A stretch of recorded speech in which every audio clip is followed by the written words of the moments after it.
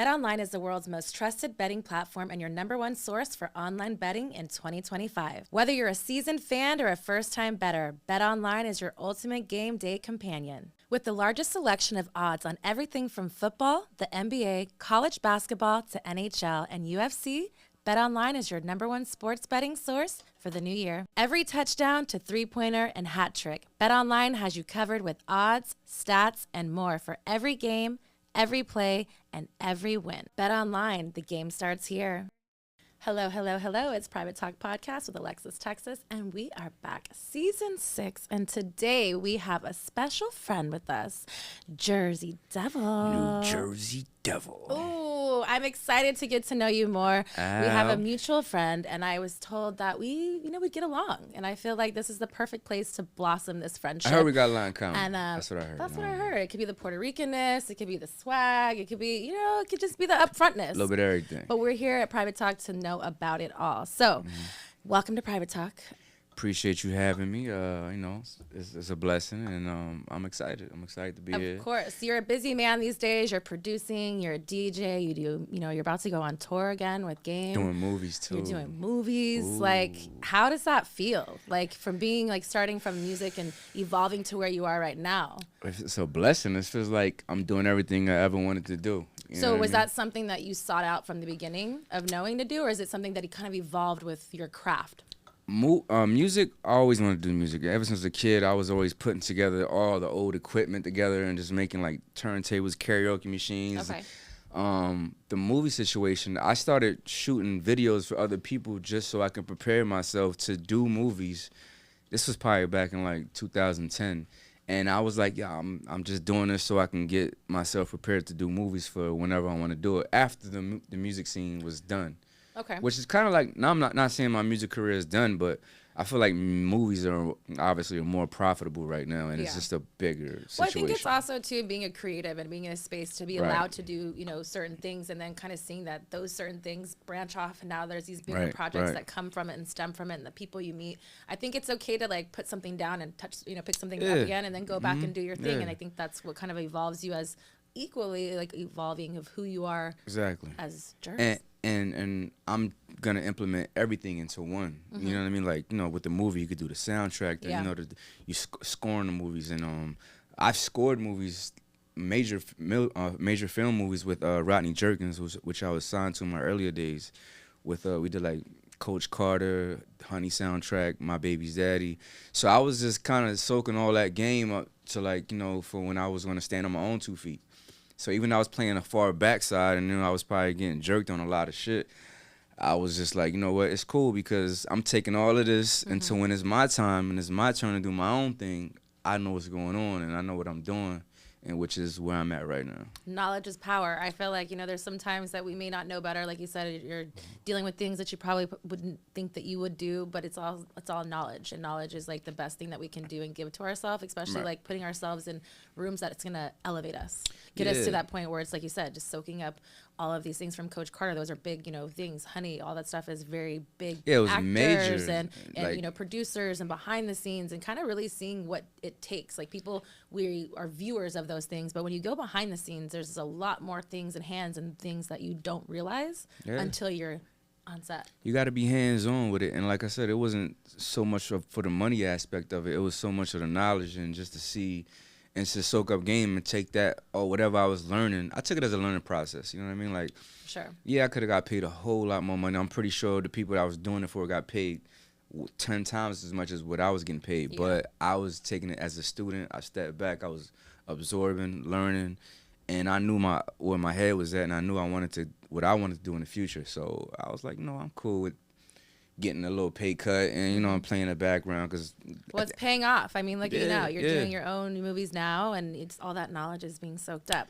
So that's what you're doing now. Let's rewind a little bit and let's talk about music. That's how we kind of got you to be sitting here and people knowing your name and kind of fucking with you in that aspect. How did you start music? What inspired you to kind of really, like you said, you always knew you wanted to do music. Well, what inspired you to kind of really pursue it? To keep it all the way 100, on a professional level, like I said, it's producing Rodney Jerkins, which is a major producer. He did songs for Destiny's Child, Brandy, like The Boy's Mine, Pay My Bills, and Michael Jackson's Invincible album. He was like the neighborhood producer that really was popping. So Jersey. In Jersey. Okay. He had a studio where like he had a big black gate around the studio, and he was always has like Bentleys and Benzes, and we was his hood kids walking past like, damn, I wonder who's in there. Like he got this and that, so he inspired everybody in the hood to be, you know, to level up whatever we wanted to do and take our craft to the next level. And honestly, like he was my, like, you know, my mentor, whether he knew it or not. At the time, I was watching his every move. And then one day, this is the SkyTel days. Remember the SkyTel pager days? So I'm in my little hood studio. I got my pit bull next to me. At the time, I had cornrows. I'm super young, like, whatever. Very stereotyped, just saying. Yeah, you know what I mean? And pager, pit bull, cornrows. Yeah, I was a typical little hood nigga. So, and I get a SkyTel page. This is the little do. You know what I mean? One of them type of errors. And it was like, yo, this is Dark Child, Rodney Jerkins. I heard your beats. Cause I was doing beats for like local artists running. So one of the local rappers took their demo tape to him, and he's like, "Okay, who did the beats? Okay. The rap is cool, but who did the beats?" And I'm not knowing any of this till I got that little message from SkyTel, and he's like, "Yo, come to the studio, blah blah blah. I want to hear your shit." So he set up an appointment, and then he had this big black gate. So he's like, "Yo, come to the studio." I get to the studio, and I'm like, "Damn, okay, this is the gate that I always wanted to get into." I hit the bell, boom, nothing. Hit the bell again, boom, nothing. I'm like, what the fuck? Like, am I getting stood up? Mind you, I told my whole family, everybody, like, yo, I'm about to go to the studio with Rodney. I didn't know, you know, when you get a little chance, you telling the whole neighborhood. This nigga stood me up the whole time. So I go back home, How'd I'm that like, make you feel? Oh, man, I felt heartbroken. I felt depressed. I felt like I just wanted to give up. Would you say that's your first heartbreak? And the music, well, hell yeah, that was my first, like, ever, like, opportunity in any type of, you know, level up. Anybody doing a major, that was my first heartbreak in the music business. Yeah. And I just took it, and I was like, man. So I was kind of like, you know, whatever, weeks went by. So he stood you up. There was no call after, nothing. I even hit him again, okay. No response. Then another day, he hits me back. Yo, my bad. Yo, I was busy, blah, blah, blah. Come through the night. I'm like, bro, you gonna be there, man? Like, and you're this like, time, are you sure? Yeah, like, now I'm in my hood. I'm like, nigga, don't play with me. Now I'm I'm in defense mode. That you ego's feel me? out. Yeah, I'm like, nigga, I don't give a fuck what's going on, my nigga. Like, what's like, you gonna be there, bro? Cause I ain't about to. Now I'm on some other shit. He like, nah, I'm coming. I'm gonna be here. I'm like, all right, but I don't tell nobody this time. I'm like, I'm gonna just go see what happens. This nigga might flake on me again. And I go up there, hit the button again. Motherfucking gate open. I'm like, I'm in this bitch. You feel me? I made it. Man, so I went in there and shit, this nigga turned a funeral home. Oh, I'm sorry, it was a church. And he turned the church into like a major studio. He had the SSL boards in there and all that shit. So I go in there, I'm like, mind you, I've never seen none of this shit in my life. You know what I mean? So I walk in there and I'm like, damn, this the real shit. This is how the big boys do it. And he like, yo, this is when we had CDs and shit. He was like, yo, let me hear some beats. So, mind you, this is an R&B producer. He has no hip-hop history. Like, all his shit is big-time R&B music, you know what I mean? So, and all I do is straight street shit. So, I put my shit in, boom. He's like, he's listening to it. He was like, you got real dark sound, you know what I mean? Like, he's like, yo, but I'm Dark Child, and he's like, now let's do you're gonna be the Dark Child street version. You could be the you know, the element of hip hop that we don't have. He's like, I want to sign you. I'm like, nah. So he didn't sign me right away. He took me to Miami. My first session was with TLC and Tony Braxton, and I'm in there like, bro, what the fuck am I do with them? I was like, super geek. I'm in Miami, and we go to Circle House Studios, you know, the Bob Marley joint. And I'm like, bro, I don't even know what the fuck to do. I pull up. First of all, I pull up and he rented me this when the new Hummers came out, when he revamped the whole new Hummer situation. Okay, so you fly, you know. Yeah, I'm feeling like I made it. Like, even though it ain't mine, but I feel like I made it. Yet, but you feel like these are the things that are going to take to be like, I'm doing shit then I wasn't doing back in home. So TLC and, like I said, and Tony Braxton. I pull up, Tony Braxton opens the passenger door like, oh, this the new Hummer, blah, blah, blah. And I'm looking like, damn, that's Toni Braxton. She was like, oh, this shit cute. This shit dope. She's like, oh, and you cute. And I'm like, she's like, come here, I want to show you something. So I jump out the Hummer. I walk around the car, so we walk, and he's just like, oh, my God, where you from? Who you with here with? And I'm like, I'm here with Rodney. And she's like, oh, okay, we working together, blah, blah, blah. She's like, so I'm thinking like, damn, I'm about to smash Toni Braxton. Like, you know what I mean? Like, the way she was on me, I'm like, I'm about to knock her down. Like, you feel me? And then she was like, she walking, and she's like, yeah, you be perfect for my sister. And I was like, yeah, sister. You got the pass off. Yeah, like, and this is prior to her sisters being, reality stars and all that. So I had no idea who the fuck her sisters was. So I'm like, your sister? I'm like, oh, no. Did you say that, though? Nah, in my head. Like, I'll take what I can get right now. I still was, I walked into the studio, we met and all that shit. And I was real standoffish after that. Like, I was like, I kept it professional. Cause I didn't want, like, I'm like, they look like men to me, like, you know what I'm saying, like, not like that, but not like that. Her sisters back then looked like straight niggas, and I was like, I ain't about to fuck with them. I told Rodney and shit, he started laughing and all that, and but yeah, that's just how I started. That was how my career started. So that trip must have gone really well. So did he sign you that trip when you went back? Like, what was the process we got back, of what that was? Like, would you already know that you were gonna like kind of had it sealed, the deal after performing with them and like that, or were you still nervous that you weren't gonna be signed? The moment I got on the plane, I felt like I was on. Like, you couldn't tell me shit. There was no looking back. Nah, there was no looking back. It was like I felt like, nigga, you couldn't get rid of me if you wanted to. Like, I'm gonna be the little annoying kid around the studio. Like, I'm not going nowhere. You done fucked up. Let me in the building. I'm here, my nigga. I don't give a fuck. I'm not going. I'm gonna hop the fence. I'm gonna hop the fence if you don't open this bitch. You feel me? So it was like, nah. But yeah, as soon as he didn't sign me on the trip, but as soon as we got back, the contracts was presented. You know what I mean? I signed it. I was super naive. Ain't even no lawyer. No, I'm like, I don't give a fuck what it is. Whatever this is, it's gonna take me out the hood, which it did.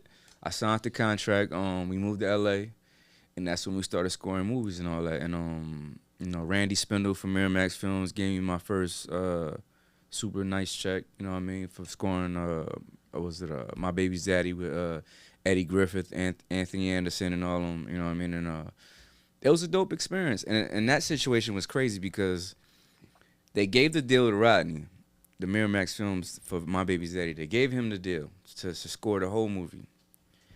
So I'm air hustling. I'm listening to the whole meeting. I hear the numbers. They get this nigga like a half an M just to score some shit, and I'm like, oh, there's about to be some money involved, blah, blah, blah. So the meeting's over, boom. He don't know I'm listening. Rodney don't know I'm listening, so.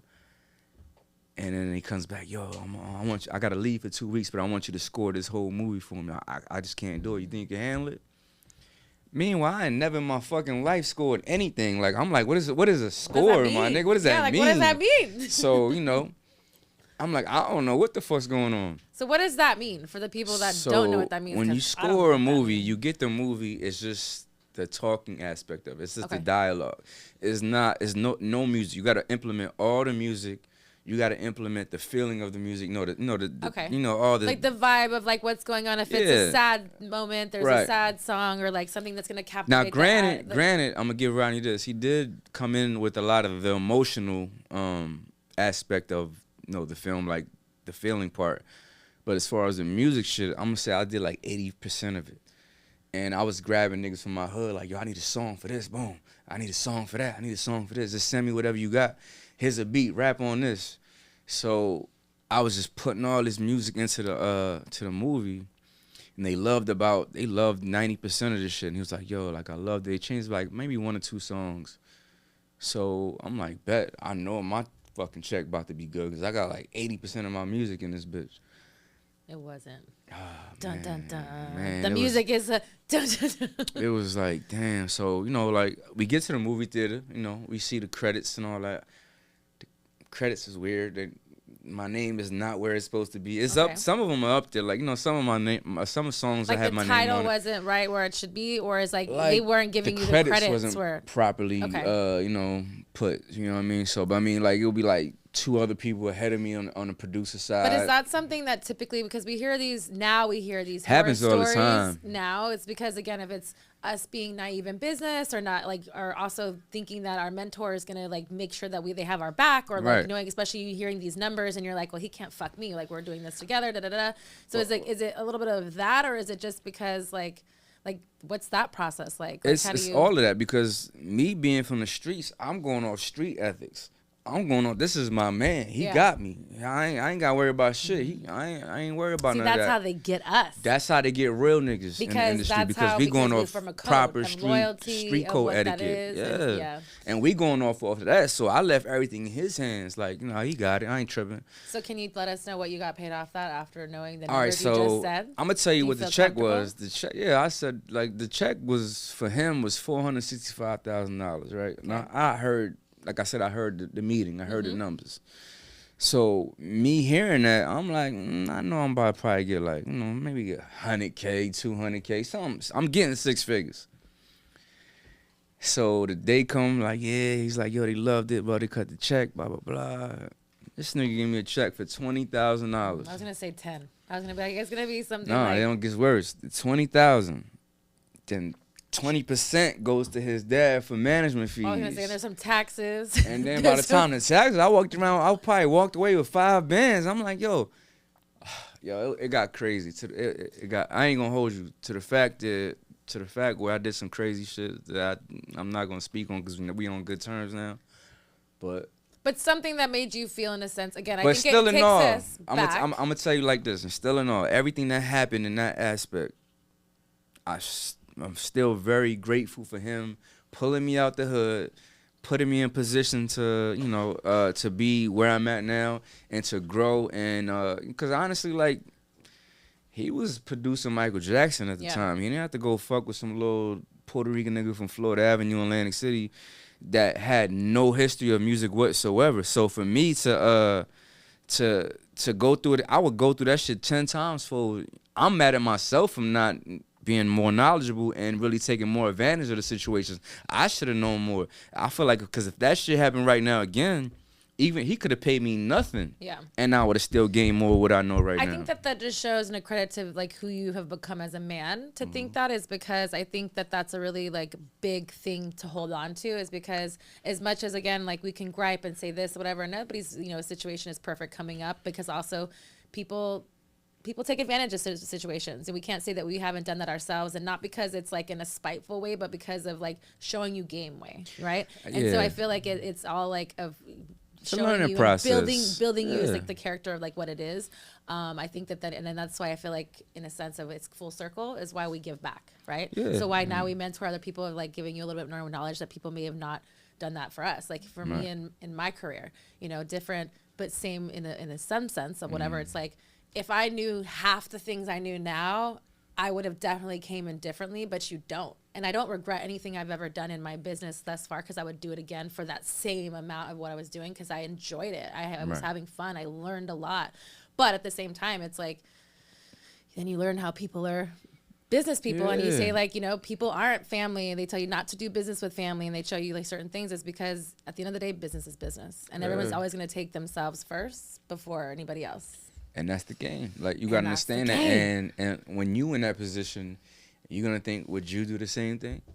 Facts. And that's the thing, is like nobody really knows until you're in those situations. Right. I think, and that's where when I say that speaks volumes of what the man who you've become is, because it's integrity. Yeah. People don't know what that word is. Like, we talk about street and ethics and codes and all those things. Like, that's really non-existent. It's a very small percentage of people who operate that way. But in the same sense of those words, it's different and shows up differently as of like the core of who people and men and like, people in those situations is it's integrity. Yeah. And, you either in those situations, you either see who has it and who doesn't. And it's very clear. And then you just move accordingly. Yeah. And that's business. Nah, it was, like I said, it was a learning process, and I take nothing from him, because he really didn't do nothing wrong. He was just handling business as a businessman would, you know what I mean? And as a street kid, I could have went all the way left. I could have went the distance. I could have went further than what I did do.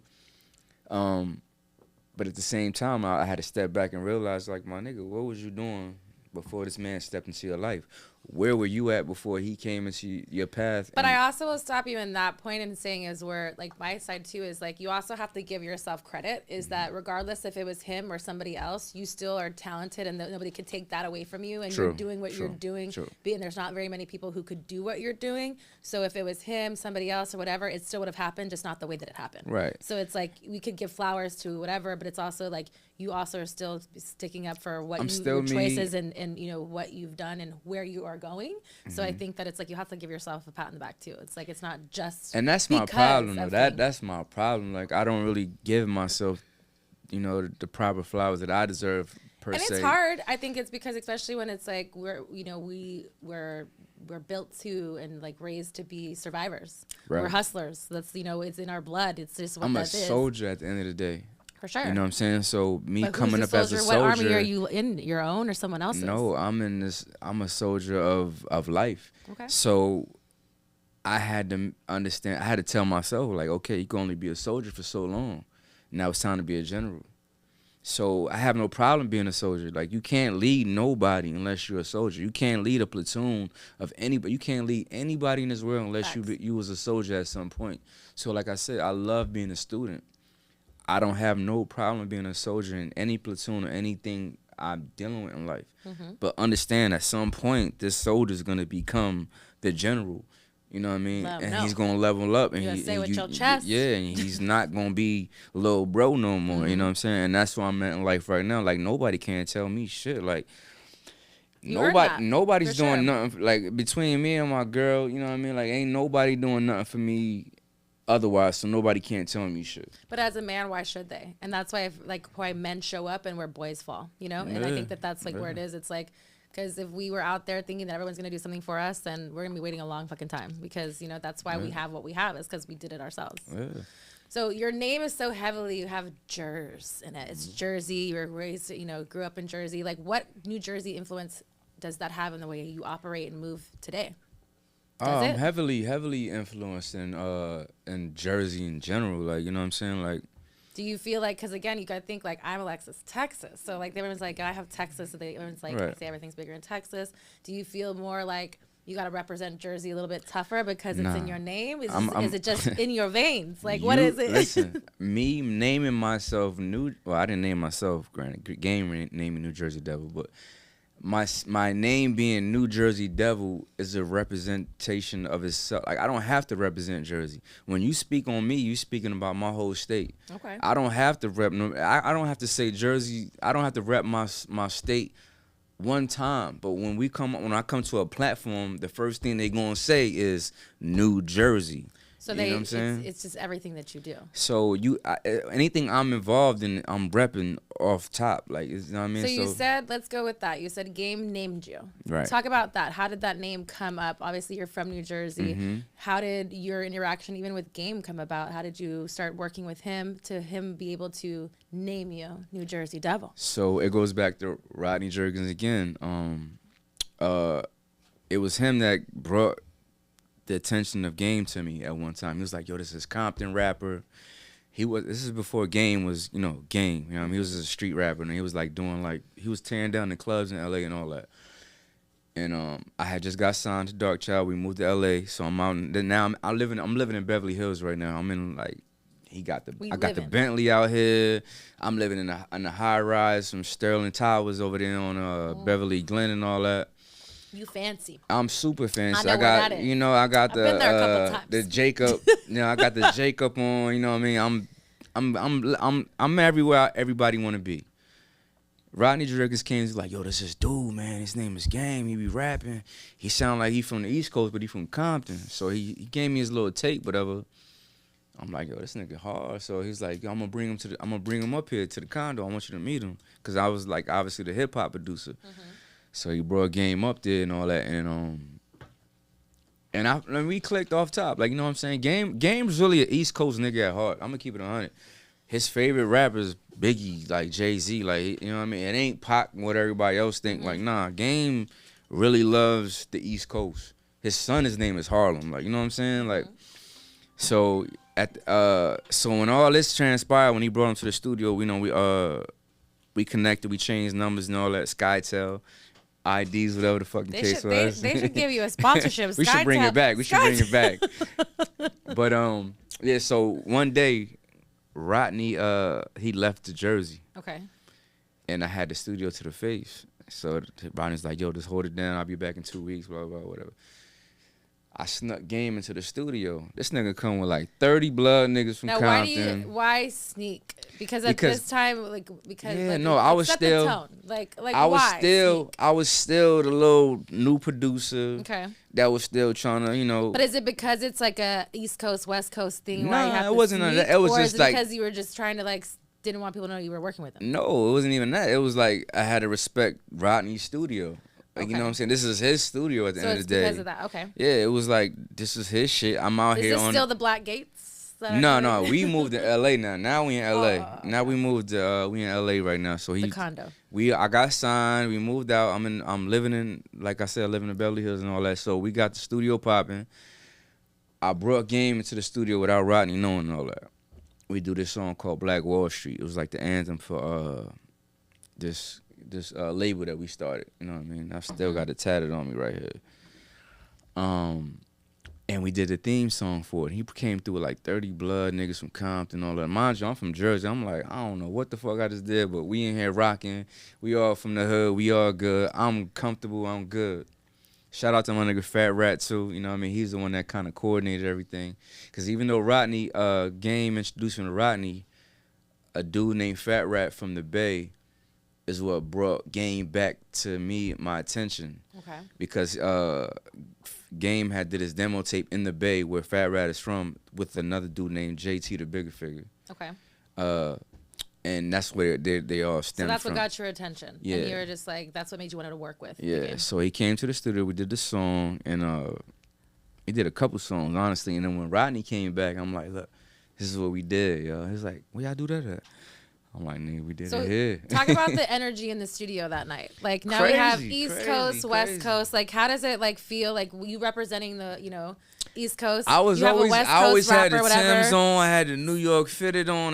So would you say it was a good fusion of the two? They embraced me so much that I fell in love with the whole culture. I fell in love with everybody from the West Coast. Like, the energy was way different from any type of vibes I was getting in the East Coast. Like, it was love. It was all love. You know what I'm saying? It was all love. And to the point where I was like, yo, I really fuck with these niggas. You know what I mean? These are my niggas. Like, and then, from that point, we started hanging out more, hanging out in the streets. I started going to Compton. I started taking the Metro Rail from Hollywood to, to Compton and all that shit. And then I started taking the first town. I know about that. Yeah.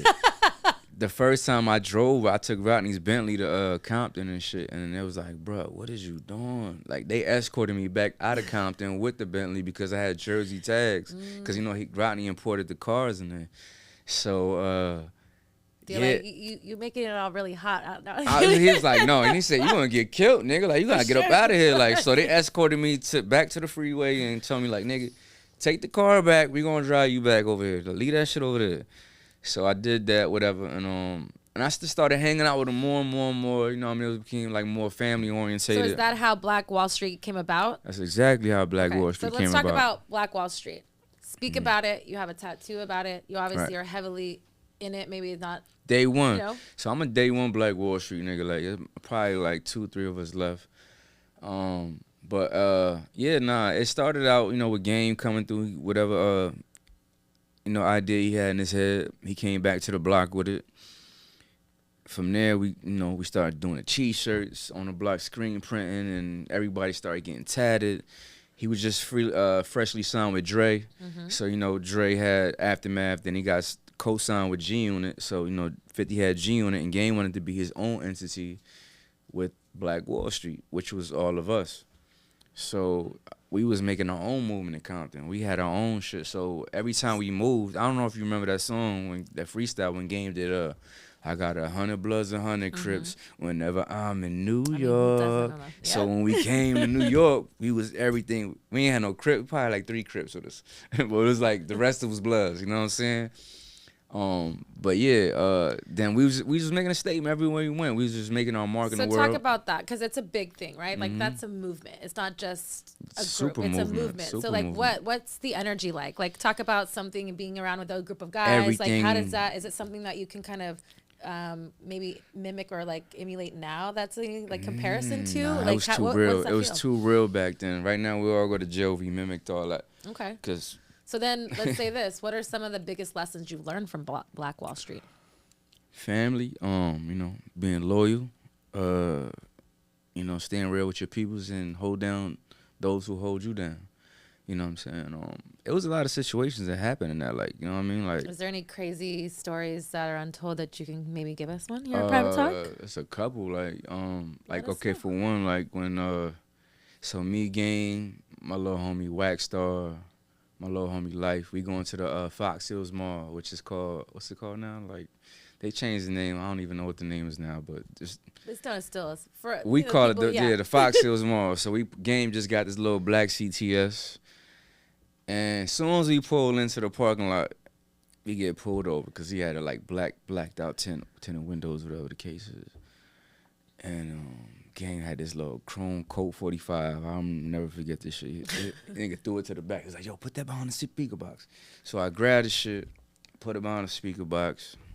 I already got locked up for this shit, so it don't matter. But yeah, yeah. So I put it behind the speaker box. You know what I mean? And yeah. So they pulled us out the car and shit. And they found the fucking blick. And then and the shit had mad hollows in it. It fell to the clip, one in the chamber. So it was like, oh yeah, that's 10 years, 1 year, 2 years, 3 years, 4 years. Every time he flicked out a bullet out the clip. Mind you, I'm from the East Coast, and you get caught with a gun, nigga, that's 5 years off rip. I'm like, God damn. I'm like, this nigga Game about to go to jail. So nobody took the rap for the gun. Nobody claimed it. So they took us to Culver City Police Department, and they locked everybody up. So the least place you want to be in. Man, so they took us over there, and nobody claimed the pistol. And Game's album was about to drop in a couple weeks.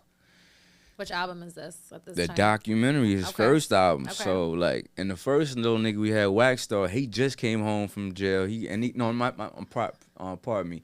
He had beef with the T-Flats, which was a Mexican gang in L.A. He was like, bro, I can't go to jail. They're gonna kill me, nigga, blah blah blah. The little homie Life, he was like 16. He was a little rapper that we had. He was like, he just came home. He crying like, nigga, I can't go to jail, nigga. I just came back. And I'm like, what the fuck? I'm fresh from Jersey. I'm like, y'all niggas is bitching up. Like, what's going on?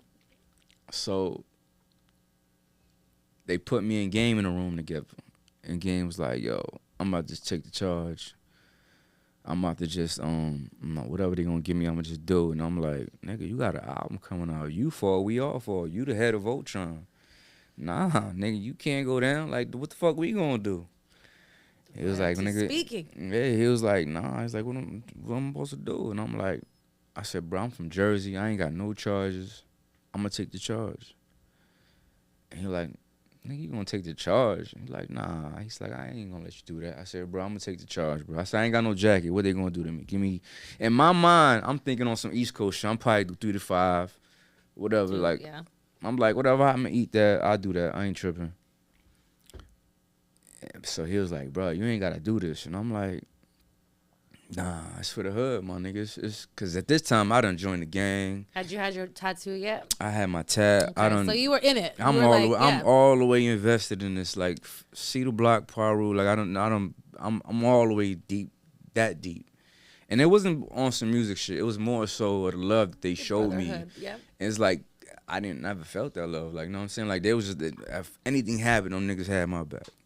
So I'm just trying to reciprocate the love back. And I'm like, listen, bro, if I got to do a few years, I ain't tripping, my nigga. Like, I got this. Yeah. He's like, yo, you sure, bro? I was like, I got that. And I called the guard, called the guard, and he was like, so whose gun was it? I was like, it was mine.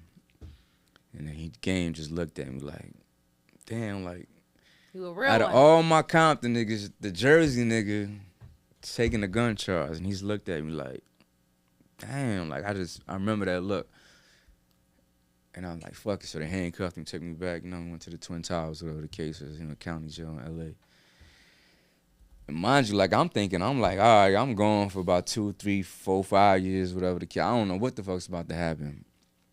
And then I go to And this is the first time you've been or could jail potentially ever. be in jail. This is the first time I ever got locked up, period, besides the juvenile shit. And yeah, so that night I get bailed out. So I get bailed out. They come pick me up, and he's like, what happened? Well, I'm explaining to Shot. Like, I don't know, nigga. I just told him whatever. It was my gun, whatever, blah, blah, blah.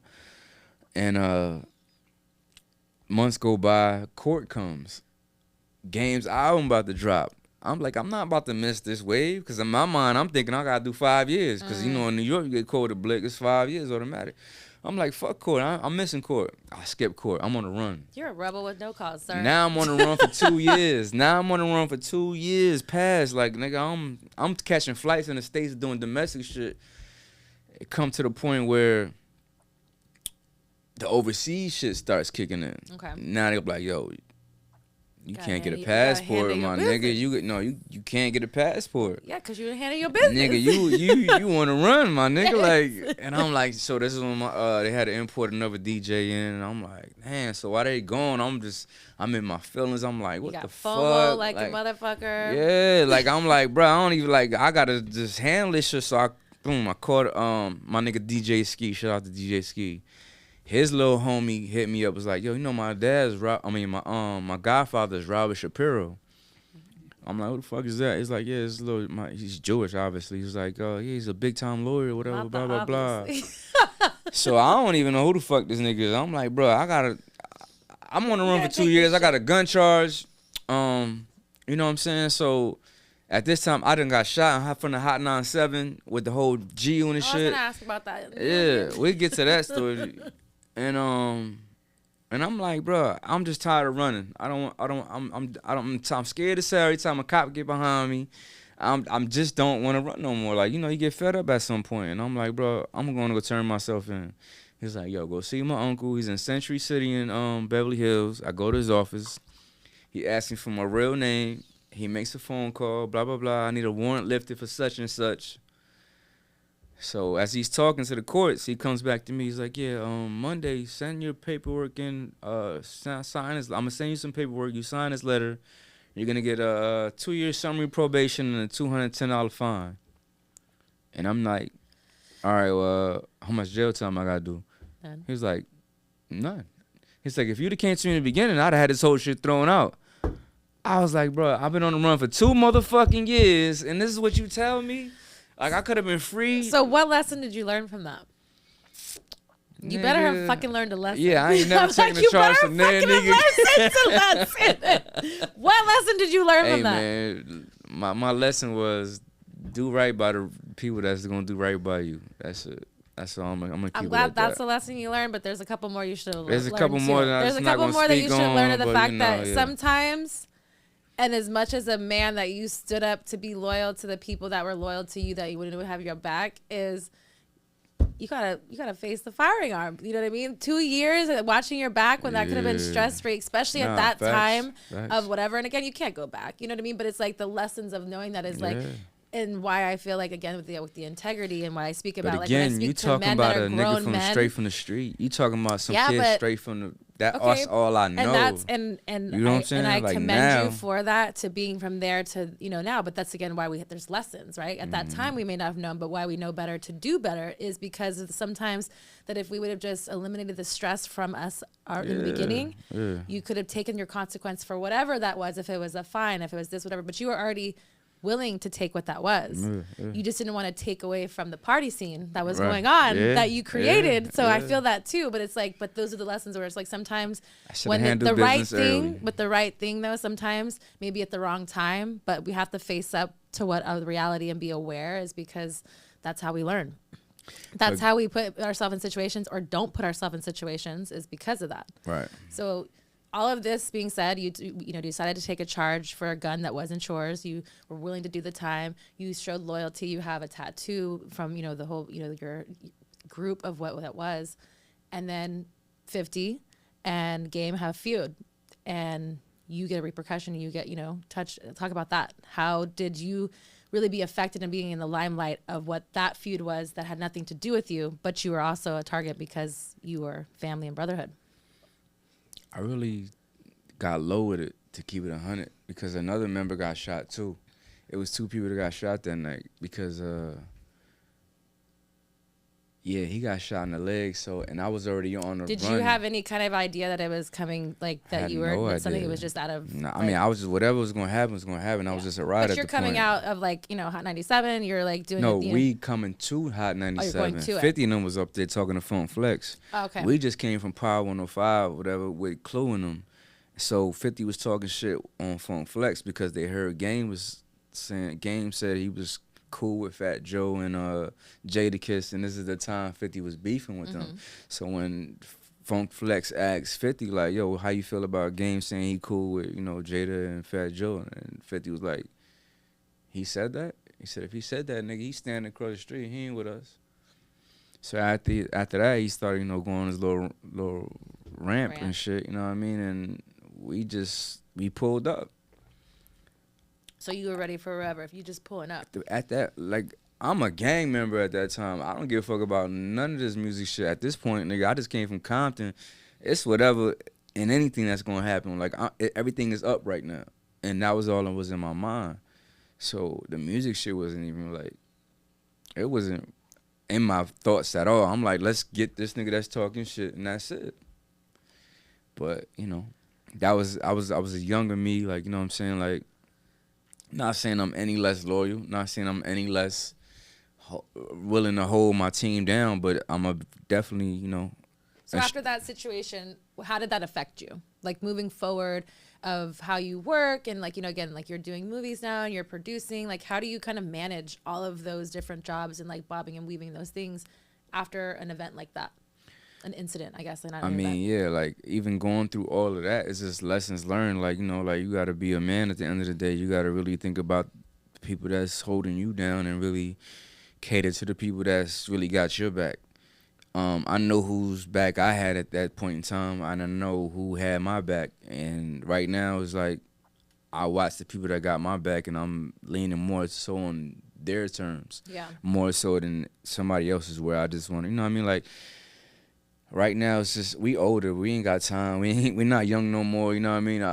We got more to lose. We got less years than than we already put in, you know what I mean? So right now, like, if it don't make... But y'all have built, if it don't make money, it don't make sense, I'm not dealing with it. Y'all are building things that are, tangible things to give back. What Facts. is something that you want your legacy to be in hip-hop, in the music industry?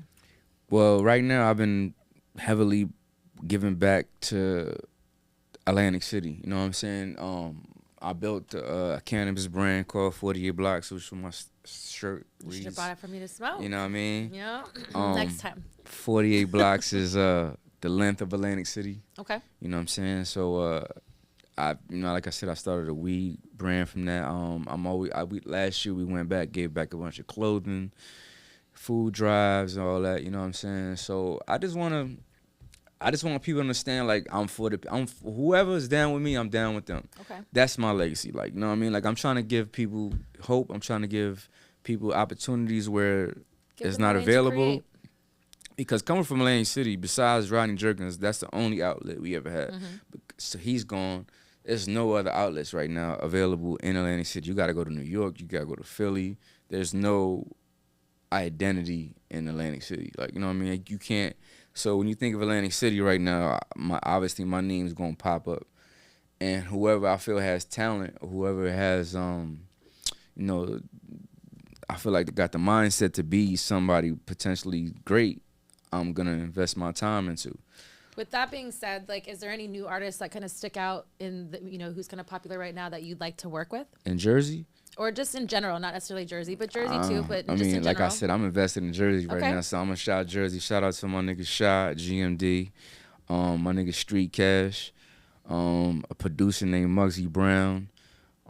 These are the people that invested time and time again and showed me like that they're just really serious about their craft and just elevated every year. I love they're that. showing growth. You can't really bring up people who don't really show you that they want to grow. So you kind of want to like help the people that are kind of like helping themselves, to you, but also similar to you and like your upbringing of like where you were and like how your core roots are. You're trying to look for those people to kind of. It would be unfair of me to help anybody else before I help my people out. You know what I'm saying? So, and it's not just my people. These are people that are showing me that they really want it. Mm-hmm. You know what I mean? They really showing that growth. They showing me like, yo, I'm sending me beats. They sending me new music. They're constantly doing new shit, you know what I mean? Jersey advocate. I like it. You feel me? We like it. We like all things Jersey up in here. Hey. Is there anybody that you have a wish list to work with? Like any artist ever? It could be dead or alive. Nas. Okay. We're here about manifesting. We like to talk things into Havoc existence. I wish it was Prodigy, 2 recipes Prodigy, but you know I grew up on Mobb Deep heavy. I grew up on Nas. I grew up on a lot of Queens niggas in the era like '94 and all that. They kind of had the run, and that was like my focus point on hip hop at that time. Okay. So it was obviously Nas, Mobb Deep. I would say Jay-Z, but it's really like musically, nah. Okay. I just look up to more Jay-Z on some more business mentorship. Yeah, but musically, music wise, I'm gonna say Nas Nas is probably number one. Number one because who really is in hip hop that did like Nas just won his first Grammy, man. From our conversation that we had just briefly, and me knowing music and like my knowledge is like you're like the era of like the golden era. Somebody that spoke and rapped in a message that you listen to. Mm-hmm. The new now is like Lil Wayne, where it's like that kind of like thing of like where you're listening to those things. But Nas is like the older grown man, like you're like listening, like because you've like dealt and done some of the similarity things of like in the life lessons, whatever. So you kind of relate more to. And it's crazy you say Lil Wayne because Lil Wayne is the first industry nigga that showed me so much love. Like Lil Wayne was. I love me some Lil Wayne. Lil Wayne's great. The first song I ever did as a rapper. I started as a producer. So when I dabbled in the hip hop, Lil Wayne just moved to Miami from the whole Hurricane Katrina shit, from when they all shifted from Louisiana to Miami. And I was doing I did a beat, I rapped on it, and I showed it to Lil Wayne, and he was like, "Oh, let me get on that." And I'm like, "Nigga, this is my first rap song I ever did in my life." It's called Different Girls. Okay. And he's like, "I got you." So he jumped on it. He did a verse. He ad-libbed my hook. He did everything. We got the little behind the scenes footage of it. And we did like 3 or 4 more songs too. Like, he showed me so much. And this is the height of his career. This is when Carter 3 was in effect. And this is when Carter 3 just went platinum. And at the time, Carter 3 just went platinum the first week. So he calls me. He's like, "Yo, I'm about to go to Bahamas for a little quick vacation, and I'm celebrating my little platinum release. I'll be back in a week." This is right when Carter 3 was released. Okay. He gets back. He calls me like, "Yo, I just got back." This is when we all living in Miami. He just gets back and he's like, "Yo, I just got back. I'm about to be in the studio." I'm like, "Nigga, you just dropped the album. You just went platinum in a week. You back in the studio?" He's like, "Nigga, this is my playground. This is what I love to do." And he went right back to recording music. Like there's nobody in this industry that I've seen more that work ethic more stronger than Lil Wayne. What's your favorite Lil Wayne song? Hustlers music, man. Okay. Hustlers music. I love the transition from when he came to that. So when he came into Hustlers music, he showed that East Coast swag. You know what I mean? He was doing a video with the projects behind him. It was like, all right, we love Lil Wayne from New Orleans, but when you came to this side, my nigga, he's the truth. That shit really touched me. So we talked about how you're gonna go back on tour with The Game. He's also working on an album right now, and Kanye is producing it. Yeah. What are your thoughts on Kanye? Have you worked close side by side with Kanye? What do you think about his antics always, kind of in the limelight? What's your thoughts? I think right now, with Game situation, him dealing with Kanye, Game needs that. You know what I'm saying? Kanye is always gonna bring that light. He's gonna bring that attention to you, whether it's good or bad. He's a Gemini, I'm a Gemini myself, So we're one of a kind, we're not for everybody, but we're everybody. Y'all not for everybody, but y'all for everybody. 1,000. You know what I'm saying? And I say that all the time. It's the people who can get us. And whoever you don't, it's not for you. And it's not for everybody to get, but you're gonna get it. You know what I'm saying? Like, you might understand the process of Game dealing with Kanye right now and him giving Game 2 fucking Maybachs and him producing and directing Game's new whole documentary 3 out right now. But when the product comes out, you'll get it. You'll understand the process. Then you'll go back. I'm ready. You know what I'm saying? So, and Kanye's a musical genius. Like, I don't give a fuck when whatever rants he goes on, whatever the fuck he's talking about, he's a musical genius. And Game's top 5 lyricists. Like, a lot of people underestimate Game when it comes to rap, man. That boy could rap. That boy could rap. I don't know too many. I put him with Jerzey, Nas, Kiss, Fab. He's in my top 5. I definitely don't think that people give him enough credit or his They flowers. don't give him his flowers because of flowers. his personal situations. But I think that that's, again, you have a person, and maybe this is why they're working together. It's like, with Kanye, it's like people love him, but they hate him, right? Exactly. But it's like you also, too, is like artists are artists for their own artistry, right? Yeah, so it's like sometimes we're crazy, sometimes we're not, sometimes it's like, madness or whatever, but it's like there's beautifulness in the madness. You gotta let there's them a beautiful be. chaos, right? So it's like I feel like people sometimes are too hard because it's like this new era of like everyone wants to film everything, everyone wants to tweet everything and be in everybody's like business 24/7, where it's like sometimes we're just human and we don't know everything right away. Sometimes we act off of emotion. Human. Sometimes we act off of just what pure like but shit that's going on in the day. Hip hop is. But people forget that though, and that's like why I feel giving like off sometimes emotions, it's like expressing yourself, letting people know what the fuck you got going on. And that's how life. you relate to your fans, and that's why I feel like it's like let the process be the process, and we'll have beautiful things. And a lot of these young people are robotic. They don't understand that process. They don't understand people. We still have real feelings. We still human beings at the end of the day. You got feelings? Ooh, you got feelings? I got feelings for one person, and that's it. Other than that, I'm cold-hearted. Ooh, I love that. That's a good message. We need a refill. We are gonna do a refill. We're gonna take a little break, and we're gonna do Truth with Texas. I warmed you up good enough. I told you all the things about your business, about your producing things. Now we're gonna get down to my side. We're gonna do the dark side. We're gonna tap in Alexa's Texas world. side. We're gonna do Truth with Texas. All my exes live in Not Texas. mine. They live all across the world. But you know what? It sounds great. But we're going to take a little break, and then we will be back for Truth with Texas. We are back. My favorite time, private talk with Alexis Texas is nothing without Truth with Texas. But before we start my favorite game, you produced and directed Bonnie and Clyde. Bonnie and Clyde is like, my favorite, duo. So I was excited about it. I kind of, was excited to talk about you a little bit more. So I forgot to mention that. But please let us know when it's coming out. I know that you directed it, produced it. Let us know a little bit about it so we can support you. Yeah, it's directed by myself and my close friend Patrick Florescio. Scored by my homie Lucity. We will be dropping this. I'm thinking. And we learned what scored was today, Private Talk, so you know what that means now. Yeah. You know the vibes. We're looking at like July this summer. We just gotta do. We're going to Santorini, Greece in May. Amazing. To do the final scenes. That's my birthday. That's her birthday. Yeah. Ooh, so. Gemini baby or a Taurus? Gemini. Oh, Gemini. We the truth. Hey. But yeah, so you know what I'm dealing with. So Tupac was a Gemini. I know he was. We have a lot of good Gemini. There's a lot of Geminis good. Mm-hmm. But yeah, so So you're going out to Santorini to shoot the last couple scenes. Mm-hmm. Give us a little bit, because obviously we'll actually play the trailer of the movie, but give us a little bit of what's going on in this Bonnie and Clyde movie. Obviously everyone knows what Bonnie and Clyde is, but give us your Bonnie and Clyde version. Yeah, it's our version of Bonnie and Clyde. So basically I come out of jail. I did some dumb shit. I came out. She been holding me down the whole time. As Geminis do. And we going on a whole robbing spree and all that, you know what I mean? And just trying to look for a better life and trying to, use the streets to get out the streets. Okay. If you will, you know what I mean? So, but yeah. Private Talk.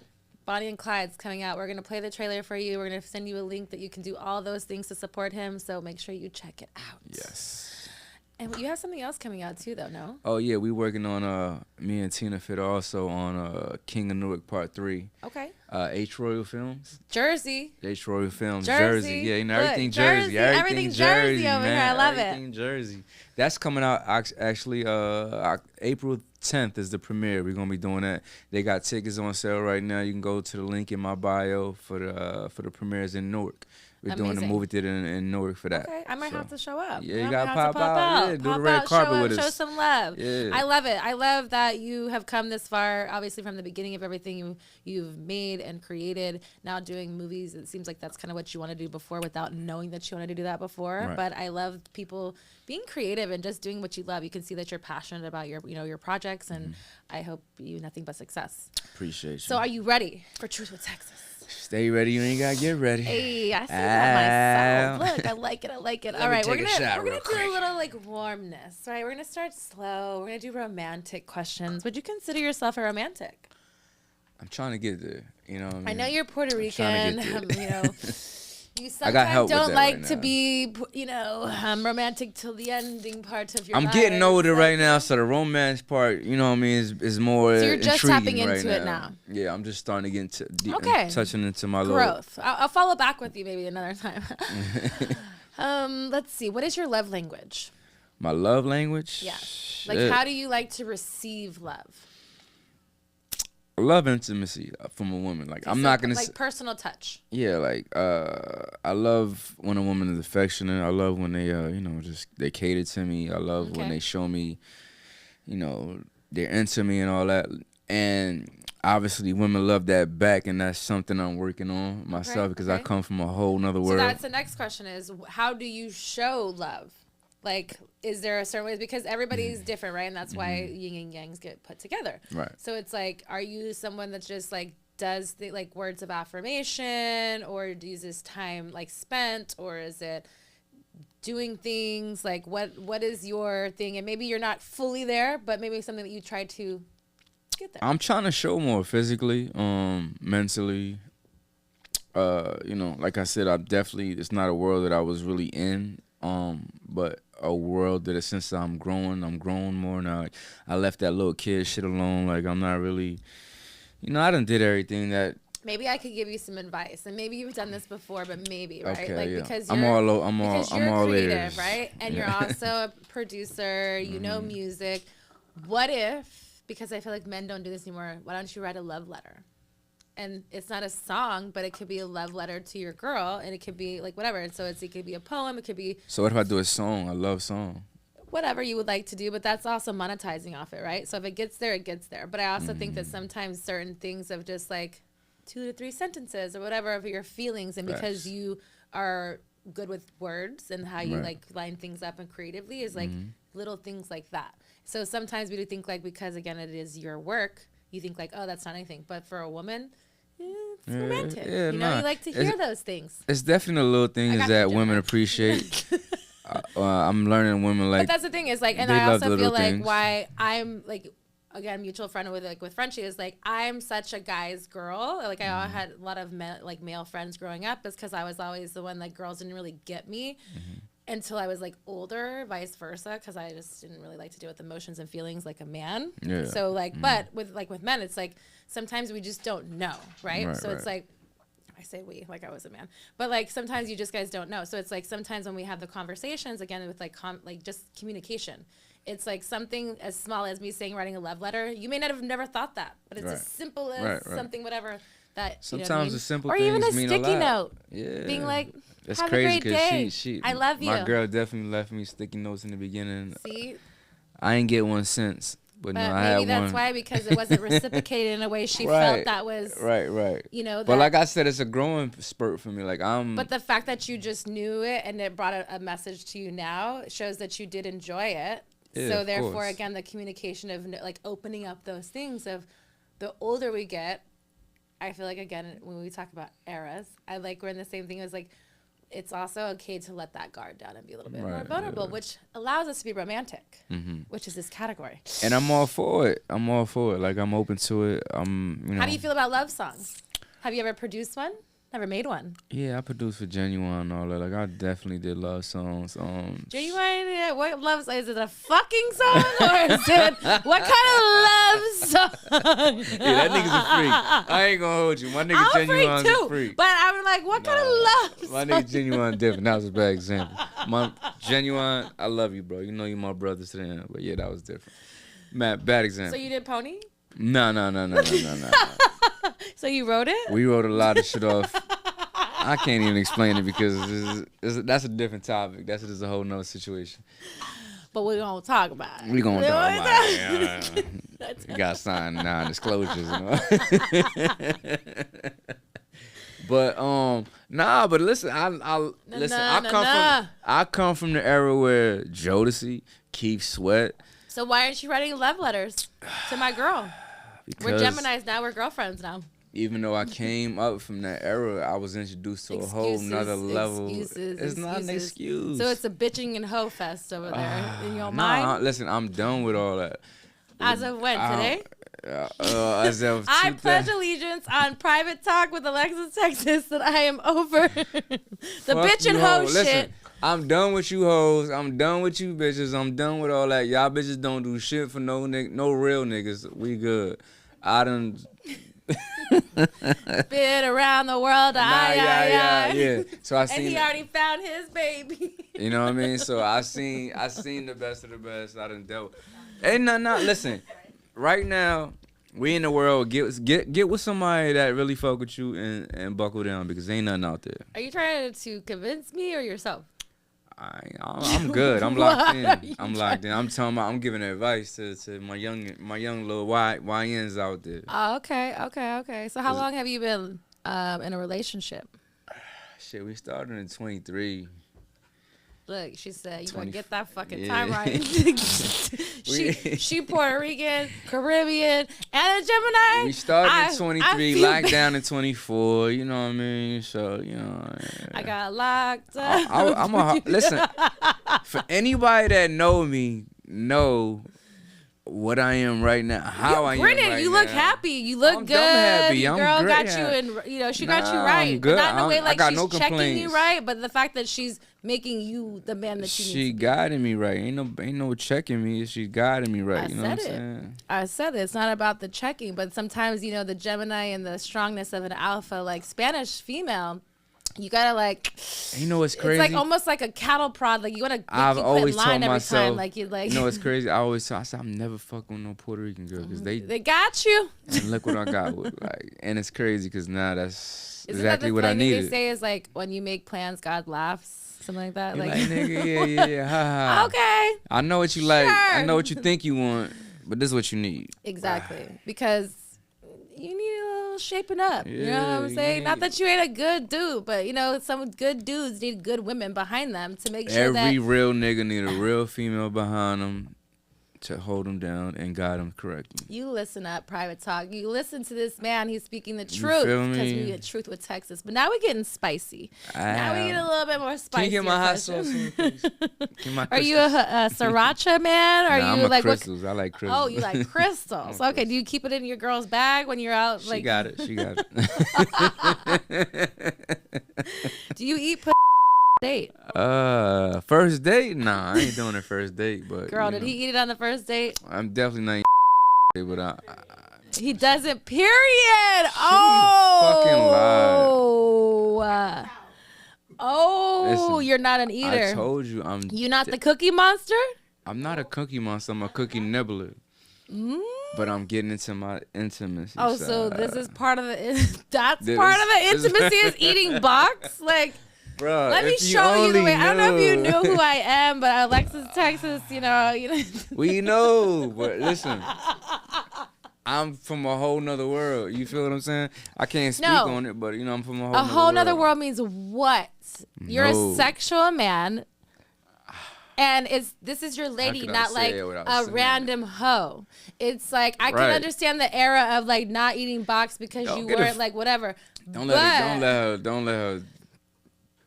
her do that. Been around the world. She said she could count it, and you said you've been locked up for what 2023 to 2025 now.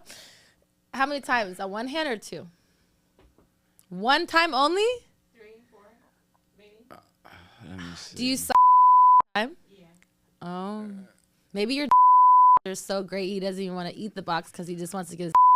That's selfish. No, let me tell you what it is. That's selfish. It is selfish because the sucking part leads to me trying to smash her. Like okay, but if you eat the box, she's gonna want to jump on your I'm a destroyer. I like to jump. I like to She looks like she could handle her own. Okay, she's like fit. She got some great thighs over there. Like she be locking your shit up. Like don't even play. But the thing is, once you give a nigga after that, he ready to go. I'm not about to sit here like so. In between, it's a foreplay. I have to do it first. That's the problem. 1,000. If I don't do it first, it's not gonna happen.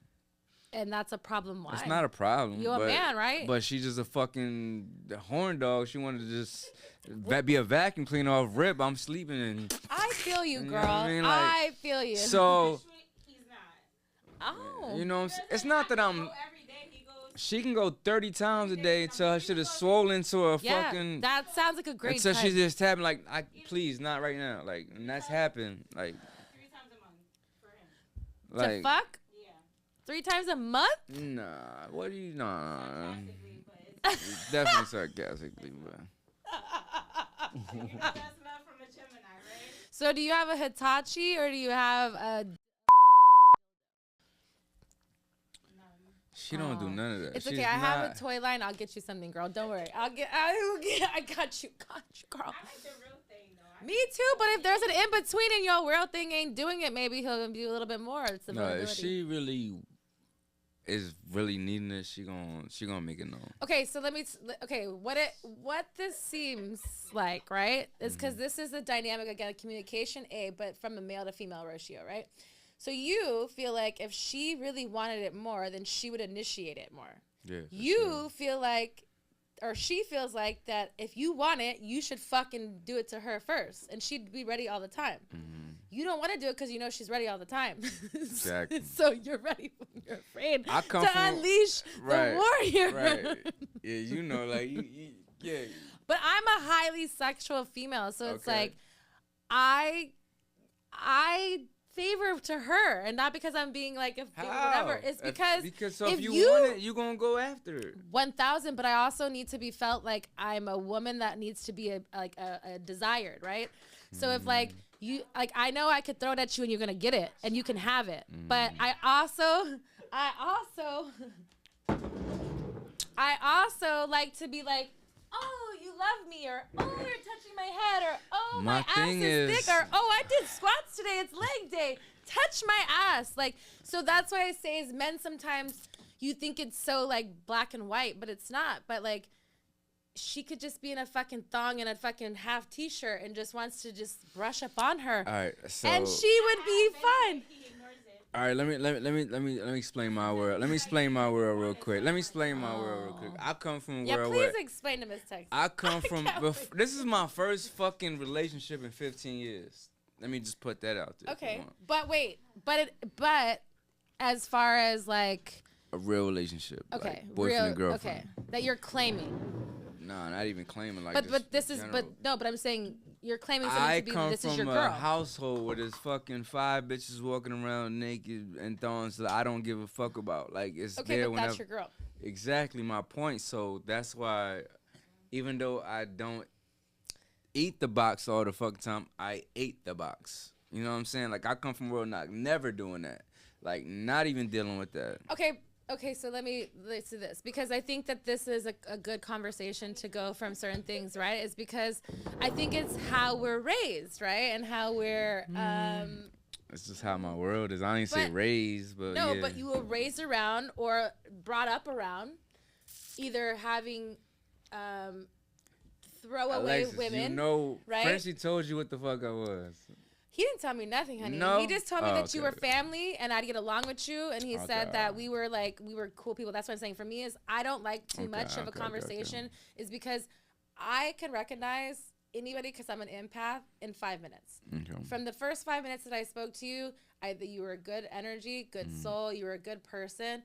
I think that relationship-wise, again, I'm not knowing that this is your first one out of whatever things, but I could see that in the line of work that you were in and not really giving a fuck about other people and like their feelings or women or whatever, but not being a fuck boy, but like also just you have a lot of women, right? So if it's like 5 bitches walking around with their thongs out or whatever and not being here, you're desensitized. But you're also talking to someone who comes from the game of being in porn. I'm a porn star for over 15, 17 years. So therefore, people tell me I'm desensitized all the time, which is true to a degree. So it's like, let's talk about it. Right. So the thing is yes, you're right, because you're saying like, oh, there's times where girls are like just being out, whatever. But now you're claiming a relationship, right? I am. So now there's different rules for this relationship. Hella different rules. But not in the sense of like people think rules and boundaries are a bad thing, and it shouldn't be that way. It should be the structure of what makes a relationship ride or not, growth. right?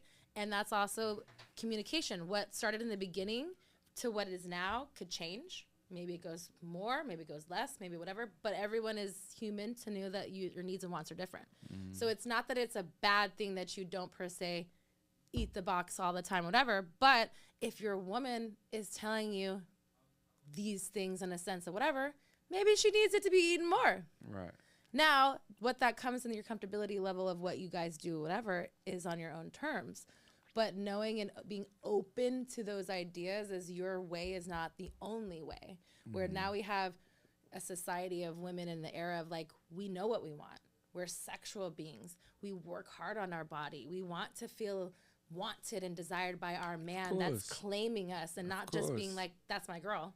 It's to be the touch or to look in the eyes or to draw a bath at the end of the day or do things that you really wouldn't normally do for everyone else because they're not your bitch. Right. But that's why in this age is why we should like be accustomed to these things, that they're not like, it doesn't make you a bitch. It doesn't make you less of a man. It makes you more of a man in my eyes because now you're listening and catering to what your woman wants. Right. So I don't never look at it like as being less of a man. It's just no, but it's more it's, so but of you put it in this box of like, I don't do it. It's cool.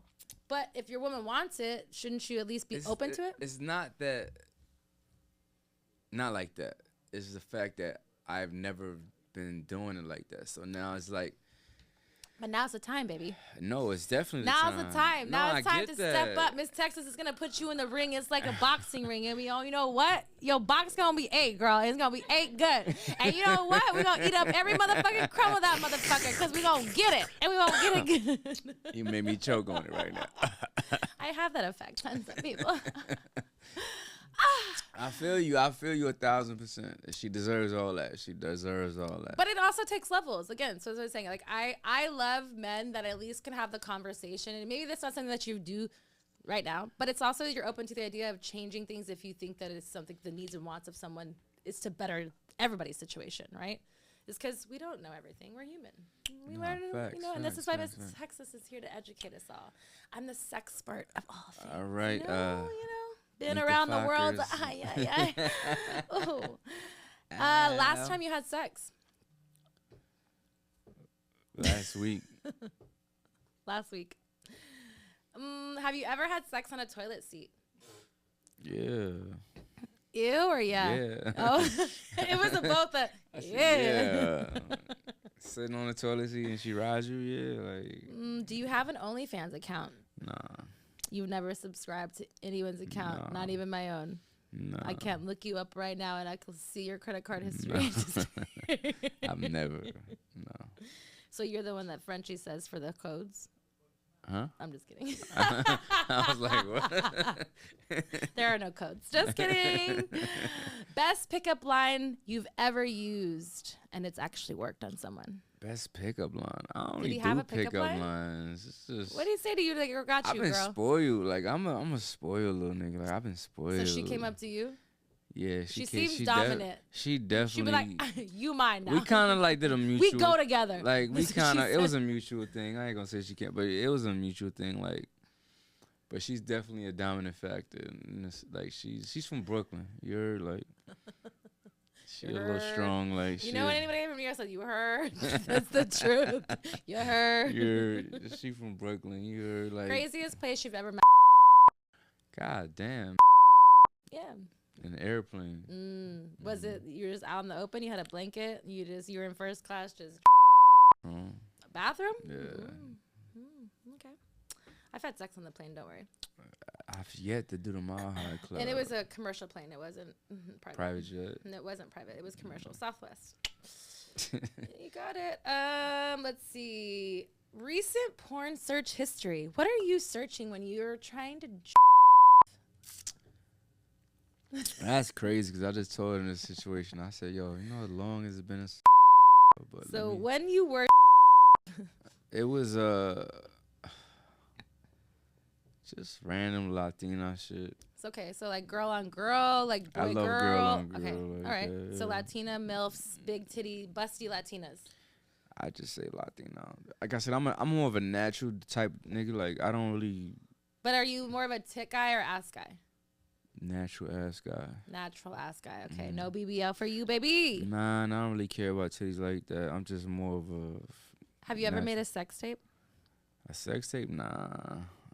Does size matter? Booty size. Booty size? Nah, because. So if she had no ass at all, you'd be okay with it? Oh, yeah, nah, I can't do that. I'm sorry. So it does matter. It does matter. I can't do nobody with a flat back. Nah. I can't do no flat back, you know what I mean? But yeah, nah. Like, do you want your girl to both? Both? Okay. What's your porn name?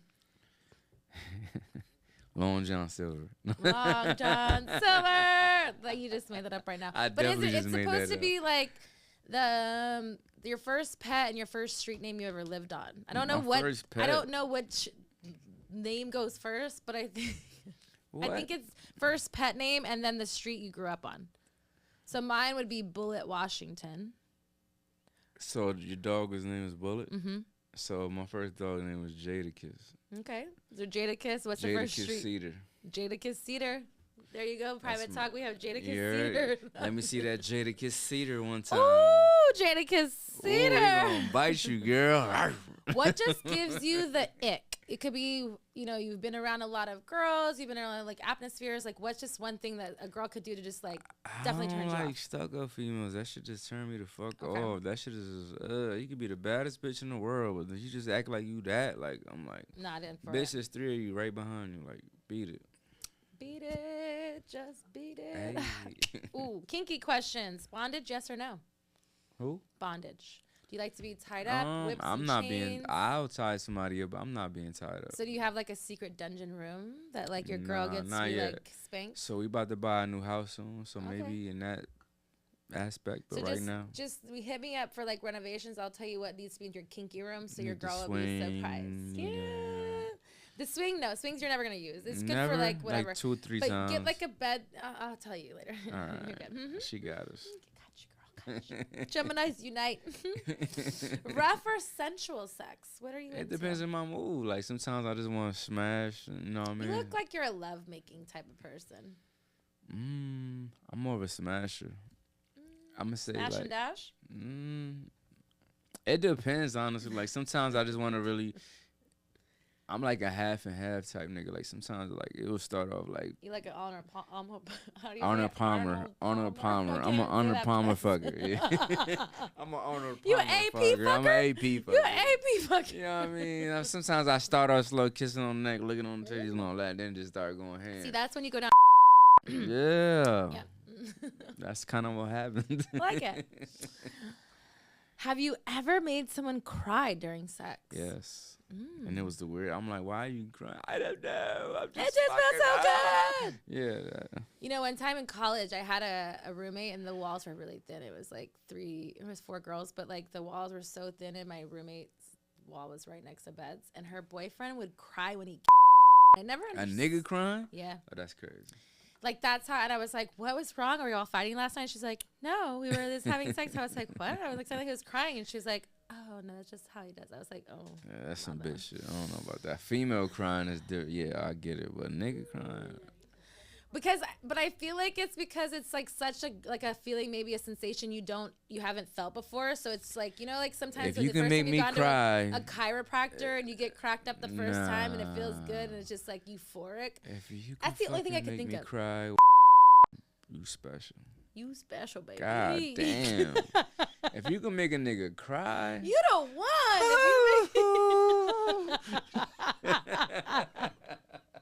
That nigga buckling up. Oh my hilarious. God. You gotta have the clinch. Last 2 questions. We're going spicy with it. Celebrity Hall Pass. Do you have one? What does that mean? That means like if there was like a girl all time, like from childhood, someone that you looked up to that if I you want to smash, that you would want to smash, that your girl would be okay with because you were like talked about this person so much. With nobody, but who I would want to smash that I haven't. I like how that disclaimer that I haven't. Tony Braxton isn't in there. We already heard that she passed him to the sisters. So I would have trashed her, honestly. She wouldn't have woke up too good. Not the not wake up. We go sleeper on them shit. Who's my J-Lo for sure. Oh, good job. J-Lo and Rihanna are my like two favorite like and they girl the crushes. freakiest. Like I feel like they would do the most. Yeah. Especially J-Lo. I feel like she been around the block. Been around. She's a Bronx baby. Hey. All right. Well, you pass Truth with Texas with flying colors. You have 2 questions to ask Miss Texas. 2? 2. You can have 3 if you want, but you know. 2. It could be anything. It could be sexual. It could be just whatever. It could be Frenchy. I'm gonna start it could be anything. innocent wise. What's your guy preference? Guy preference? I have none. Every person I've ever been with, like in a relationship, is completely different. For me, I'm an energy person. I have to be able to laugh. I have to be able to be myself. I feel like I'm such a strong alpha female that I need an alpha male to allow me to be my feminine self. Okay. That's why I'm single. There's not a lot of you guys out there. Yeah. She's a tough cookie to break. I don't want to be broken. I want to be built up. Hey, so get your cookie dough ready and just put it together and make it low. And my second question would be, Gotta think hard, you know. It's like I used to have a soundboard, and it was like da na na na na na na. What would be that? What would make you want to marry a man? Nothing. I'm like, I've been married once. Scared, run away. No. You know, I enjoyed being married. No, what would make you want to really the wrong person, intimately marry a man? I think that's a loaded question, right? And I think that's a layered question.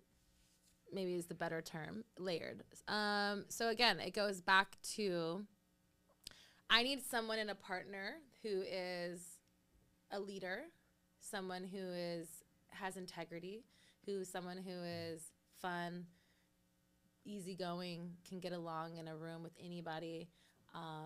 That's someone that uplifts me, that doesn't judge my past. That's someone that's creative, someone who is very a good counterpart. I don't know. So for me, it's all of those things because I've been married before. I've said that like I wouldn't settle again. I enjoyed being married. I was married to the wrong person, and when we're young, we just do things because we don't know what will become later on in life. Facts. So if it's like because of insecurities or scaredness or whatever, I enjoyed my time with my ex-partner, but that wasn't the person for me. So for me, if it's just finding someone that complements me, who I am at this stage of my life, and yeah. It's a difficult job to have. That's a lot of sections to fill, but it is. But you know, at the end of the day, too, is like for me, because I have been married before, I will not settle. For me, is that I've felt what that was to have a partnership, and I really enjoyed what that is, and to encumber all of that. And so, if I don't ever get that again, it's unfortunate. But I know that God willing, that will happen for me. I don't know what time that will happen in my life, but I know that I'm a good person, and I know that I put out good energy out there, and so I'm a good person. Or I feel like what you put out into the world is what you get back. So I feel like my time is coming. I feel you. You know, that's why I moved to New York. I felt like for me, my family is rooted here in New York, and for me it was like one thing that I wanted to tap more into my roots, and not saying that dating is any better here in New York at Definitely all from anybody else, you know. But for me it's more of about myself, of like who I'm willing to accept into my life and in my bubble and all those things. And yeah, I have a lot to offer to the table, so I feel like I'm ready for somebody out there that is too. There you go. Hey, please let us know where we can support you, follow you, and follow up on all your movies that you have coming out and all those things. Yeah, definitely follow me on Instagram at New Jerzey Devil, NuJerzeyDevil. Ooh. Yeah, New Jerzey Devil. New Jerzey Devil. You know, I can't let you go without saying this thing. Is like when I first Frenchie told me, I was like, I thought you were a Jersey Devils player. I was like, what? I was like, oh, like, not that I wasn't less excited that it was you, but I was like, is there any Jersey Devils player out there that you like more than the other? Are you such a diehard fan? Is it just because it's Jersey? To be honest, it started out with just somebody calling me a New Jersey Devil because of not of a hockey team. Okay. So I know you have your own hockey jersey, but what other hockey number do you wear? Is it Jack Hughes? Is it who else on that team? I'm gonna say Heischer. I can't pronounce his name. Okay. Heischer. So he's your favorite. He's the most for me, the most notable person on the squad. I just go off character. I like his character. When I go off people's team members and all that, I don't really go off how good they are. I just kind of go off basis of how they are in general. So when he gets interviews and stuff like that, it's kind of like my guy. Maybe we should go to a hockey game together. No, that's what we definitely should do. Like that's on my bucket list. You know what? I've never been to New Jersey Devil. Oh, really? Game. Oh, exciting! I haven't either. No, I haven't been to a hockey game in I don't know how many years. And the hockey games are they're probably fun. More exciting than any football game, basketball game. It's because you really have to pay attention. And the fights, the energy, everything is like everything. Every play is like. I think hockey right now is in a great space right now. I think that there is a lot of attention and eyeballs. And you live in Jersey, right? So you're close out there. There's a lot of eyeballs on hockey right now. It's a very competitive sport. I think that there's a lot of great athletes out there that didn't really get enough credit from all the other sports, doing things. But I think that hockey right now is its time that's shining. So I think that it's great. So definitely have to go to a Devils game together. We're going to plan that. Well, it'll be the first. We'll be popping cherries together because I haven't been either. So we'll pop each other. Jerseys and all love.